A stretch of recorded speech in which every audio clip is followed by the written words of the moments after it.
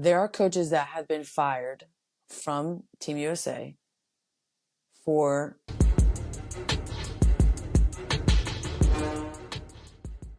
You have a trial for the Olympic team. So you become the 2024 Olympic trials boxing champion. So when I see that, and then I see that you didn't go to the Olympics, the math ain't mathing. No, it's true. And I mean, I've talked about this on many podcasts. I've talked about this to, I can't tell you how many people, because it's still kind of a triggering conversation when, someone asks you about boxing or you telling them your story and the things you've accomplished. And every time you mention, winning the Olympic trials, the assumption is, oh, so that means you made the Olympic team. And really, for pretty much 99.9% of the time, that's the case.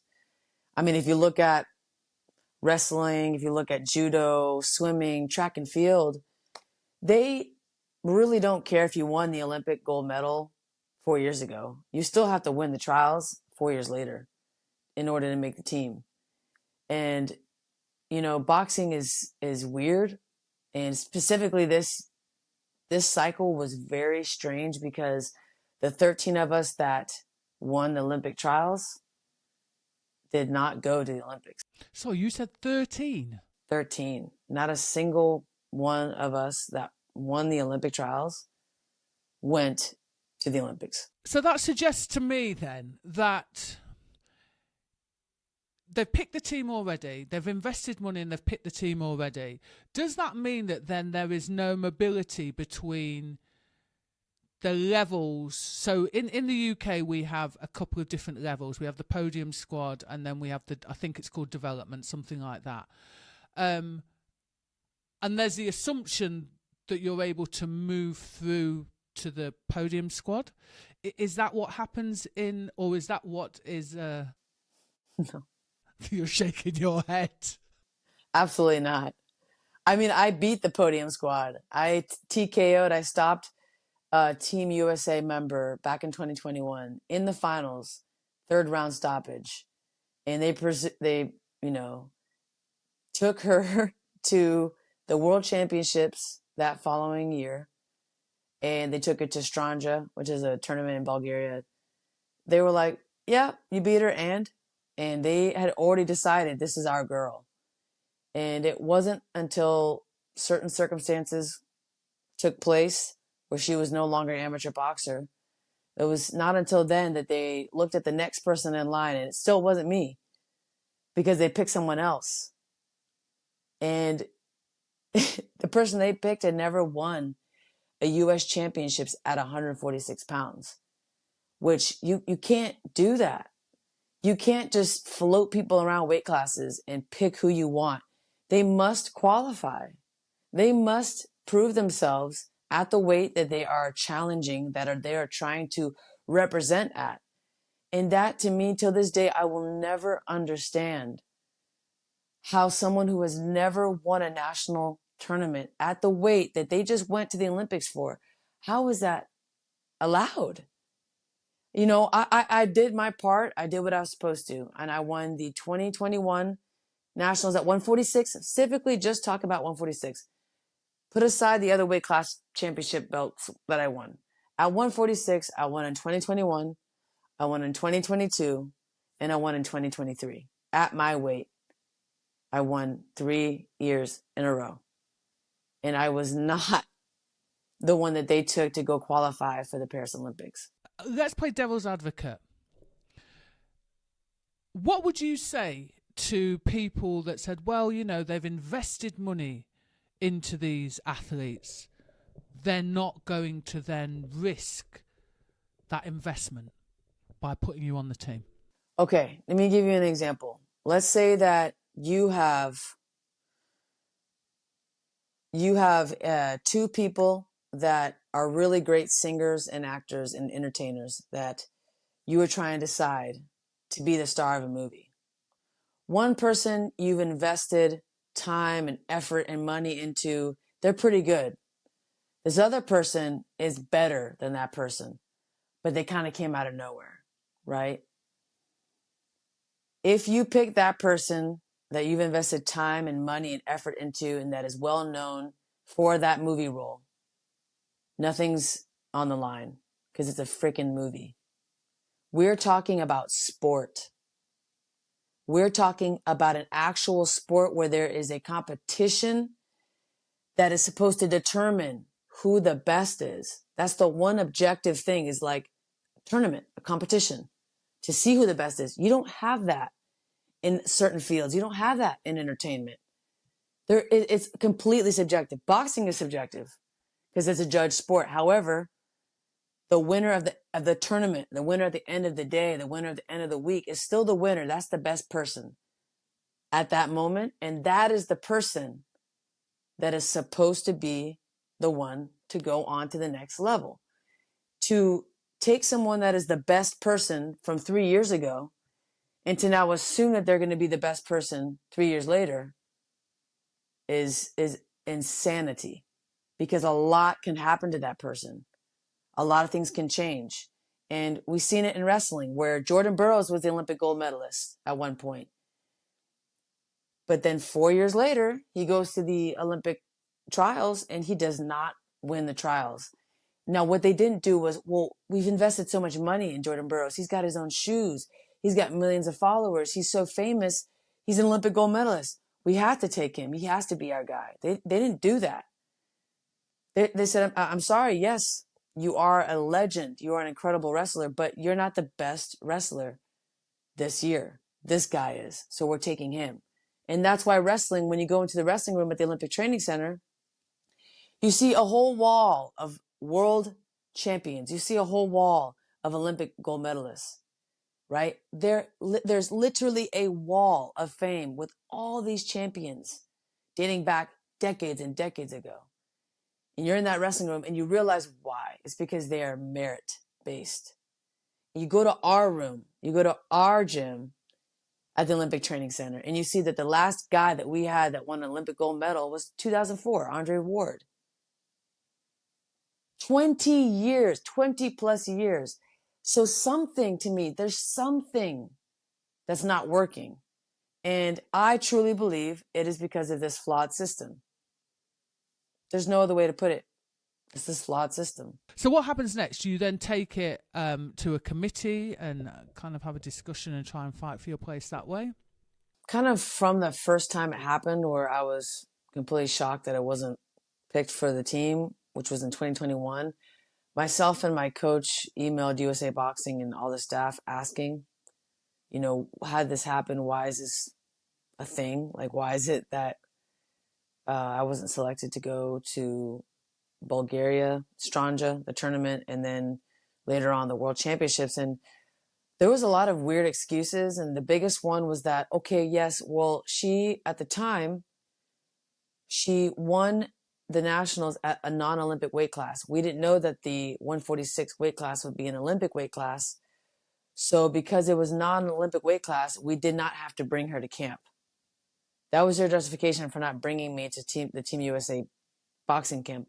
But then when I looked into the pictures and looked into the Instagram social media stuff, I noticed people that had won at non-Olympic weight classes that were there at camp.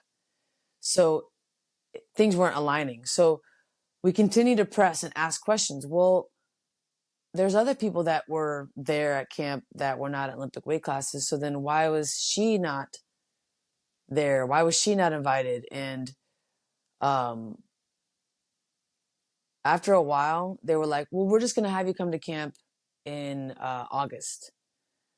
We're going to have you come to camp in August. No worries. Sorry, sorry about the miscommunication. They still didn't answer the question. And to this day, I've asked the head coach, Billy Walsh. I've asked the assistant coach, Coach TJ. I've asked many people many times, why were there certain people that you brought to camp and certain people that you brought onto the team that were, I guess, the chosen ones? Like, why were some people on the team when they hadn't actually won and earned and deserved that spot? And to this day, there still isn't an answer. And after a while, after trying to get answers out of the coaches, I gave up on that and I started to take things up to the next level, which was the actual OTC, Olympic Training Center, like the USOPC committee, the ethics and compliance. And I filed a formal complaint, and I gave evidence of how the selection process of Team USA was inconsistent, was continuously changing every freaking month. They would add little things. And what they were doing was they were giving themselves more control and more power over who they picked for the team. And you could see it. And I would outline it and how they were doing that. And I would say, look, this is not how it was the last Olympic trials. I said, the last Olympic trials, you had to go to the Olympic trials in order to actually make the team. It's not like that anymore. Why? And also, why is it that people are winning multiple tournaments and still not getting on the team? Or why are the same people being picked for the team?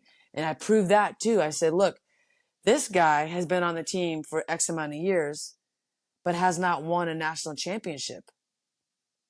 Go on his USA Boxing portfolio on usaboxing.com. Look up the name. Look at his resume. Not a single USA national championship title, but has been on the team for 3-4 years. How is that possible? So I gave evidence. I gave facts. I provided names and examples of people that were willing to be involved in this investigation. And I wasn't the only one that was involved in the investigation. There was many athletes that also complained. And we all got back the same letter. And it was, thank you for your willingness to speak up about your concerns, but we found nothing illegal or wrong with these procedures or policies. So they're all in it together. They're all in on it. And they did not see anything wrong. So I did what I could. I did my best. So effectively, it sounds like you became a whistleblower. Do you think that then that definitely had an impact on you being chosen for the team? I do believe that. I do believe that because I was outspoken and someone that wasn't going to be quiet about the injustices, about what was going on with Team USA, that they did not really trust me to be around. Because most of the athletes there, whether I liked them or not, wanted, most importantly, to get their spot on the team. And they felt that, hey, if I just play the game, I'll get what I earned. Once I realized I was in the matrix, and once I realized that wasn't going to be the case, I said, screw it. I'm not going to make the team anyway, so I'm going to continue to blow the whistle and to speak up because they've already made a decision. And that is something that I try to explain to a lot of the people that were in my position where they were trying to make the team. Early on, they were like, no. I think there's a chance. There's a chance. All we have to do is do well enough in camp. All we have to do is X, Y, and Z. I said, no, I've been here. Look, they made up their mind. As a matter of fact, they already submitted the names to, the IOC for this upcoming tournament. They've already submitted the names. You're not going. I'm not going. So you might as well stand for what you believe in. But eventually it caught up because this January, after winning the Olympic trials at the Olympic Training Center, I got back an evaluation, and they gave me the head coach gave me basically an F. He said, "Yep, you don't really have what it takes. You're not really, you don't have the potential that we're looking for to be on Team USA or to fight internationally." So basically told me that I wasn't good enough. Sorry, you're not invited back to camp. Good luck if you go to the next nationals in December. I'll see you then. That was his evaluation of me. But I was kicking ass in all the sparring. I was doing really well. I was just vocal. The whole camp, I was vocal. I was like, something's not right, you guys. Something's not right. And I would tell other athletes. I would tell other guys that won the trials. And they knew I was telling them. And they found out I was telling them. And as a matter of fact, they tried to embarrass me. And they tried to humiliate me in front of the team by calling me toxic. By calling me like a toxin to the team. because of the things I was saying, but everything I said was a fact. So if I'm toxic for speaking the truth, what does that say about this establishment? What does that say about this team? What does that say about this environment? Who's really toxic? The truth can never, ever, ever be something that's bad in your eyes. If the truth is bad, if knowing the truth, if saying the truth is something that's bad to you, you're the problem. I think the truth is one of the only things we have in this world. With AI and technology and false advertisement and lies and all these things out there that distract us constantly. The truth, that's the one thing that is not argue. You can't argue it. And I was speaking the truth. I was speaking facts. I was telling some of these young guys on the team that had children, I was like, while you're here at camp getting zero stipend because you're the alternate, even though you won the Olympic trials, just know that a few years ago, you would have been given a stipend every single month, even though you're the number 2. I said, things have changed. And we had to bring these issues, because we cannot continue to come to these camps 4 to 6 weeks at a time, multiple times a year, and get zero stipend to do the exact same things that all the number 1s are doing. We're going through the same workouts, the same everything. I find it fascinating that in a country like the USA, that top class athletes, especially in boxing where there's a lot of money, firstly, are not getting a wage. And secondly, what I find fascinating is you come with all these receipts. So there's a complaints procedure, I presume, like in all organisations. Stephanie comes with receipts and they found no wrongdoing. And so with that said, do you regret that you didn't just keep your mouth shut, put your head down and play the game? No, I don't, because had I done that, I still wouldn't have made the team. There was no way I was going to make the team. Because at 146, there was already somebody there that was there on the team for about 5-6 years. And then at 165, which I tried to give them another option. I said, look, I won the National Golden Gloves and I qualified for the Olympic trials at 2 weight classes, actually, 146 and 165. When I fought in the National Golden Gloves at 165, even though it was a lot smaller, I was like 157, 160. I stopped my first opponent. I TKO'd her. And in the second fight in the finals, I dropped the girl. So I still had power. I still had speed. I had everything at 165. And I proved that to them. I said, look, if there's a way that I can make the team at 165, if there's a way we can work that out, I would love to do that, and I'd be willing to do that. And I know that you guys have had issues with 165 because we're having, and I don't want to be mean, but we're having some problems with that weight. And I offered, hey, I know 146 is out of the picture. Clearly, you've already picked your person for that. But if there's any way, if there's anything I could do, any way that I could fight at 165, and they turned me down on that too. So I tried to work with them, and I tried to be reasonable, and it backfired. And I think when I realized that they're not good people was when I found out that there were a couple people on that team that did not want to go to the last chance qualifier for the Olympics, that actually basically were like, you know what? My heart's not in it. Pick the person that won the trials, give them their opportunity. And USA Boxing still refused to pick the Olympic trials winner and still made those people go to the last chance qualifier, even though their hearts were no longer in it. That, to me, that is evil. That is evil, because you just were given the pass. You were given the okay, the handshake. Okay, you know what? I don't want to do it anymore. You had the chance right there to give that opportunity to the hungry person that has water dripping from their mouths, ready and excited to go. You had that opportunity to take that person, and you still went with a person that didn't even want to be there. That, to me, after I found that out, I realized, you know what? I don't regret anything that I said. What's crazy about that is once someone's heart is not in it. So here's the thing. You get funding from medals. Okay? So if you're not going to have competent, boxers that are going to medal, why not take the next in line that have more opportunities or more chance of getting a medal? So I find that really strange. Do you think, though, there's a lot of favoritism that goes on there? There's a lot of favoritism, and it starts from a lot of it from the youth.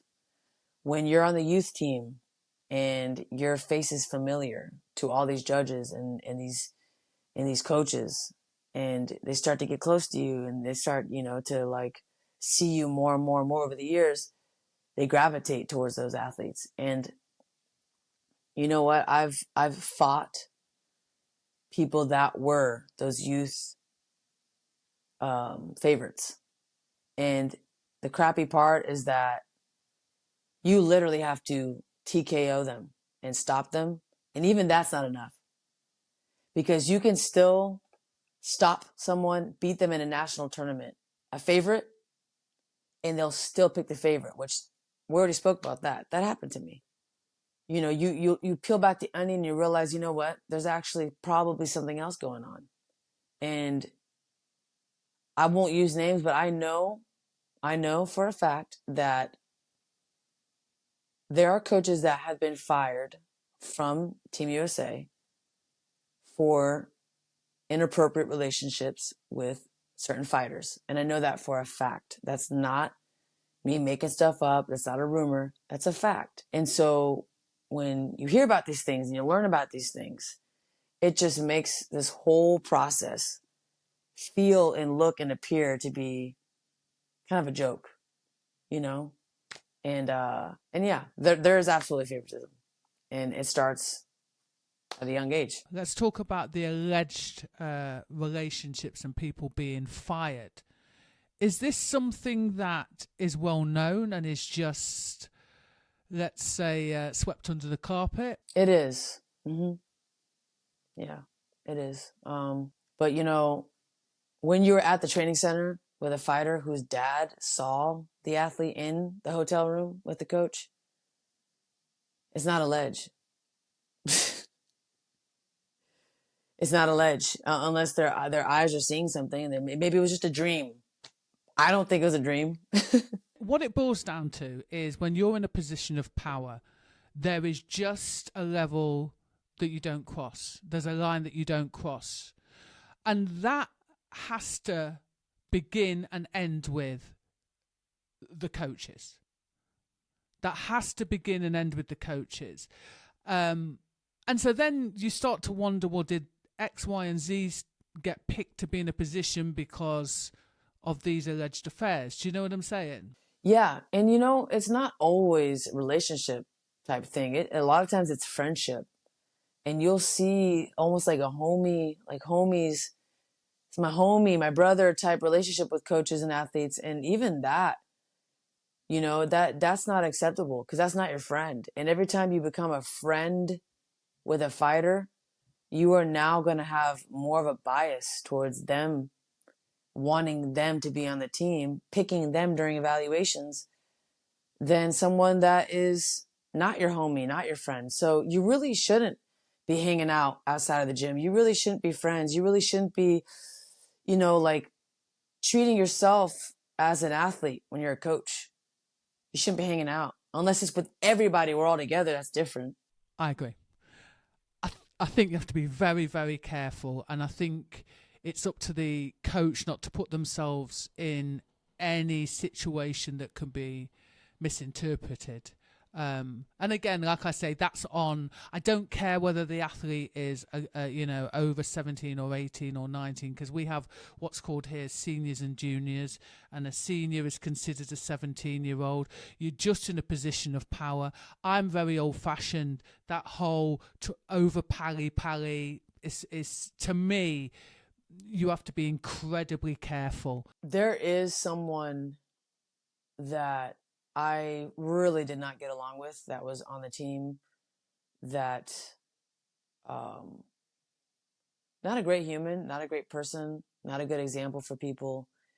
And there are talks of videos that are out of that person with underage male. And, you know, when you're speaking to someone, a close friend who's seen the video, it makes it very difficult to deny that. And also when you've met the person and you've heard the things that come out of their mouth and you've seen how they act. I mean, this person is not well and needs help and should kind of maybe even be behind bars. um, but like that shouldn't be the type of person that gets to represent Team USA in any capacity.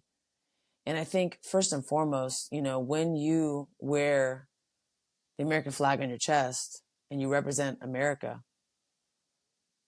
you're representing a whole nation.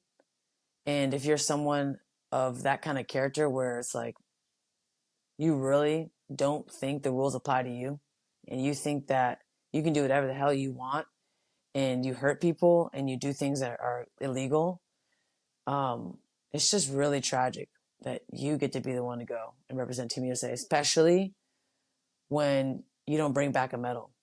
At least bring back a medal, right? And that's the thing is like, had all these people that gone to the Olympics, had they all been medal winners and really good performers, it'd be a lot more difficult to have this conversation with you. A lot more palatable, I guess. Right, because it's like, you know, yeah, it sucks that we didn't go the trials winners and they went, but shoot, they performed. It's not like that. Not only were some of these people not great humans, but a lot of them did not perform well. Actually, most of them. And again, I didn't go to the Olympics. I cannot judge. I can't fully judge them for not doing well. But what I can say is that some of those people on the team were happy to be there. They were just happy to be there. Oh, I made it. I got my Olympic ring tattoo 4 months before the Olympic Games. It's like, no, don't get your tattoo till after the games, after you won a medal, you know? To just be there, if that's good enough for you, then you probably shouldn't be there. And you could really see it on some of the faces of the athletes that were there. It was like, I made it. And the freaking fights hadn't even started yet. And it's unfortunate because the rest of us who won the trials, who were waiting to get that opportunity, we would not have been satisfied with just making it there. We would have not really celebrated until we freaking brought back something, some kind of hardware. So that's the difference.